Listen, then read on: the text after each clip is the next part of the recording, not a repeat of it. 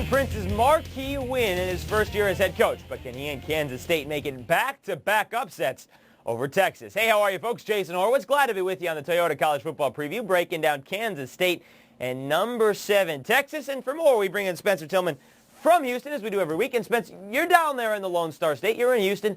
Any chance that you're hearing or listening to maybe talk about this team overlooking this game and talking about next week's Red River Shootout?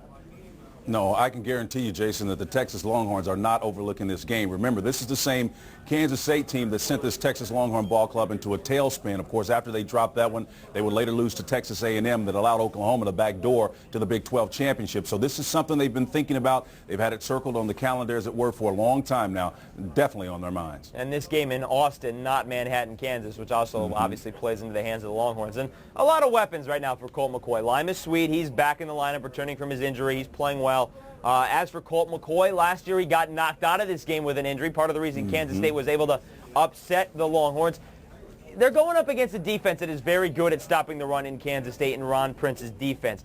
How big of a role does Jamal Charles have to play to protect Colt McCoy in this game? Well, he will be successful as long as he can hang on to the football. I mean, last week they made him, Mack Brown carry a football to practice, and he carried it many times, and for good reason. He's fumbled the ball 4 times at this point. And again, as long as Jamal Charles can hang on to the football, we know that he can be productive. He's a very gifted guy, a former track guy, so he's got great speed as well. But that speed doesn't really benefit you if you don't have the rock in your hand while you're running. So that's really the key there. He's got to hang on to it. Kansas State does have a quick defense, especially at the linebacker position. On the other side, they've got Josh Freeman, and that's the quarterback of this Wildcats team. Does he have to play a near-perfect game for them to pull the upset? Well, he does have to play the perfect game because he's been erratic, and that's one of the things that you didn't expect from him last year. And Ron Prince was very, very excited about his play. But again, showing some signs that he's inconsistent is problematic for them. And Jordy Nelson has been a tremendous asset as a wide receiver. He's really lifted his game that allowed this offense to become a little bit more potent. He had a record day against Missouri State last week, 209 yards rushing on 15 receptions. That broke a record. So he's got some outstanding talent around him, but he's still got to be consistent at the most important football position on the field. Both of those were Kansas State records, the 15 receptions and the 209 yards receiving, both those Wildcats records. All right, so it sounds like you think Texas is going to win this one because you think, Josh Freeman hasn't played well enough to play that perfect game. How much do you think Texas wins by?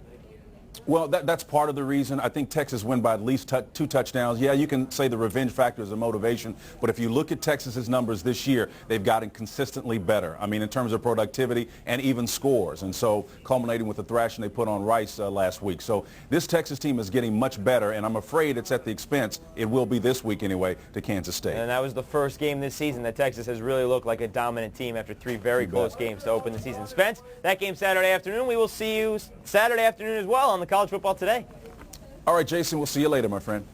Folks, it's the conference opener for both schools. Texas has not lost a Big 12 opener since 1998. But, and this is a big but, that was to Kansas State. The two kick it off at 3:30 p.m. Eastern. For more on this game or any other in Week 5 of the college football season, be sure to stay with CBSSports.com and watch everything else on the CBS Audience Network. For Spencer Tillman, I'm Jason Horowitz. Take care.